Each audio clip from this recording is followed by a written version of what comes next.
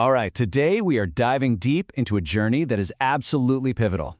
It's a story that starts with total humiliation and spirals into a bloody, desperate fight for survival, completely changing the game for one of our favorite characters.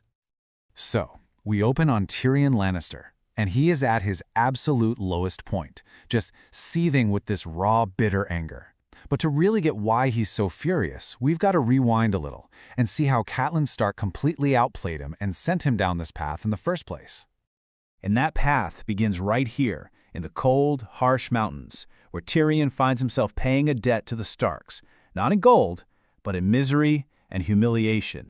Look, this is so much more than just a tough road trip. It's a complete stripping of his dignity. He's freezing, he's in pain, and his captors are mocking him every single step of the way. It's psychological warfare. And this is just brutal. A horse, a personal gift from his brother Shammai, something that means the world to him, is casually butchered for a meal. And then Chicken, the sellsword, just twists the knife with that last comment. It's unbelievably cruel. So, you have to be asking, how in the world did he end up here? Well, let's jump back to the inn at the crossroads, because this is where Catelyn Stark pulled off an absolute masterstroke. In what is just a stunning move, Catelyn turns a public inn into her own private courtroom. She uses her grief, shows her scarred hands, and calls on the men there to honor their oaths to her family. I mean, the whole room turns on Tyrion in a heartbeat. He realizes he has two choices: surrender or die right there. But here's the thing. Even as a captive, Tyrion thinks he's still in control. He's almost smug about it. He's thinking, okay, you got me for now, but my father, Tywin Lannister, is going to hear about this, and he will send writers. In his mind, this is just a temporary inconvenience. Oh, but Catelyn is playing chess, not checkers. She has another move planned, one that's about to completely shatter Tyrion's confidence and show him just how much danger he's really in. So the journey begins with this miserable blind ordeal. They throw a hood over his head, completely disorienting him.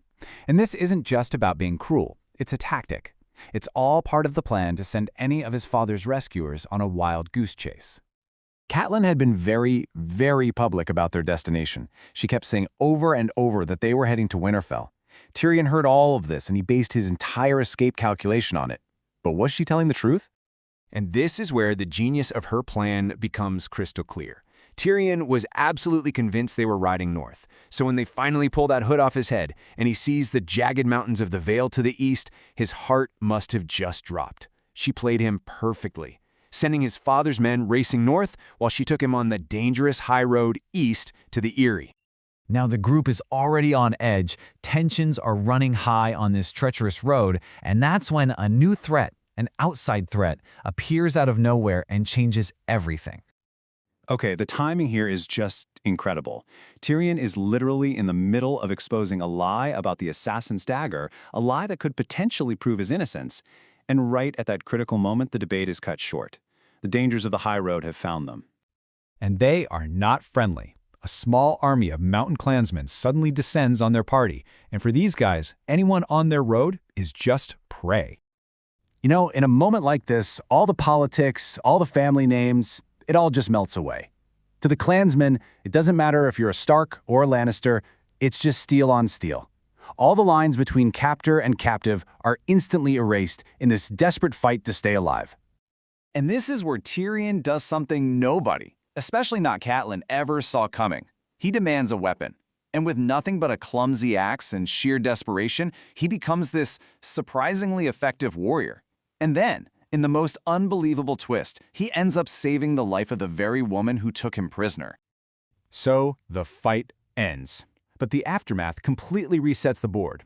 Suddenly, sworn enemies are forced into a very tense, very fragile, new kind of alliance. Yeah, they won, but it came at a serious cost. Catelyn's lost 3 of her own people. The survivors are shaken, and now their numbers are dangerously low for the rest of this perilous journey. I mean, just look at this reversal. It's incredible. Before the attack, Tyrion was a prisoner, a liability they had to guard.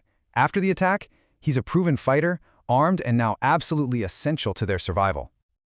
And at this point, sheer survival becomes more important than mistrust. Catelyn is a pragmatist. She knows they need every fighting man and every axe they can get.